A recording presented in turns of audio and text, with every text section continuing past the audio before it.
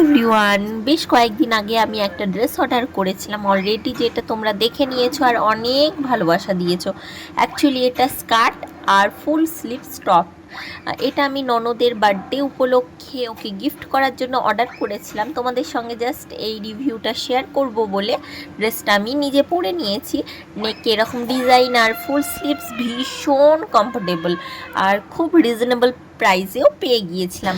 খাওয়া দাওয়া কমপ্লিট করে চলে গিয়েছিলাম আমি স্কুলে ছেলেকে নিয়ে আসতে, যেহেতু আমার ছেলের এক্সাম চলছে। আর স্কুলে যেতে না যেতে এই যে মেয়েটা চিপস খেতে বসে পড়েছে। কেমন 15ই আগস্টের পরেও স্কুলটা ভীষণ সুন্দরভাবে সাজানো ছিল। আর এই দিকে আমার ছেলের জন্য অপেক্ষা করতে করতে আমার তো নাজেহাল অবস্থা। যা গরম পড়ছিল তার মধ্যে কয়েকবার বৃষ্টিও হয়ে গিয়েছে। তাই জন্য মিঠি রানীর সাথে আমি কিছুক্ষণ খেলা করে ফাইনালি আমার ছেলের ছুটি হয়ে গিয়েছে। এই দুটোকে নিয়ে এবার বাড়ি ফিরবো। আর এখানটায় আমি রেডি হয়ে নিচ্ছিলাম, যেহেতু আমাদের একটা ইনভিটেশন ছিল সেই জন্য।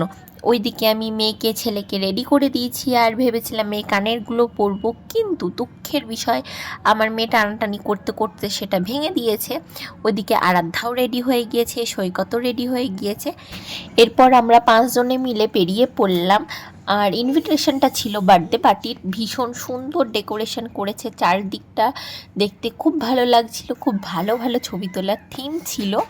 আর এই যে আমাদের বার্থডে গার্ল, এর বার্থডেতেই গিয়েছিলাম। আর ওই সাইডে গান চলছে, সবাই নাচানাচি করছে আর আমি আর আরাধ্যা এই দিকে নাচ করছি।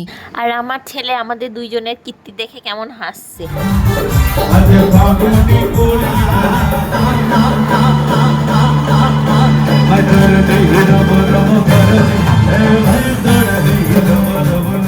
এরপর আমরা সবাই মিলে খাওয়া দাওয়া করতে বসে পড়লাম।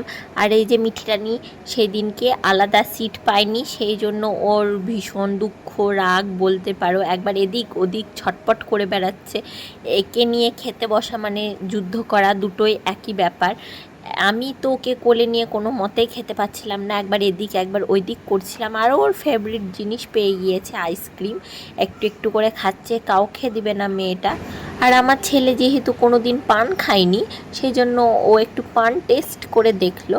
আবার ও আইসক্রিম নিয়ে বসে পড়েছে। অনেক রিকোয়েস্ট করার পর আমার আইসক্রিম থেকে আমাকেই এক ফোঁটা দিচ্ছে।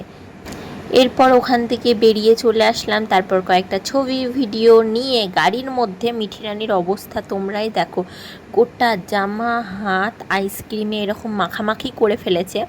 যদিও আমার ভিডিওতে পুরোপুরি নেওয়া হয়নি, ও তো মাথায় গায়ে সমস্ত মাখিয়ে ফেলেছিল। মানে ওকে রাত্রিরে বাড়ি নিয়ে গিয়ে আমি স্নান করাবো না পরিষ্কার করাবো আমি কিছুই বুঝতে পারছিলাম না।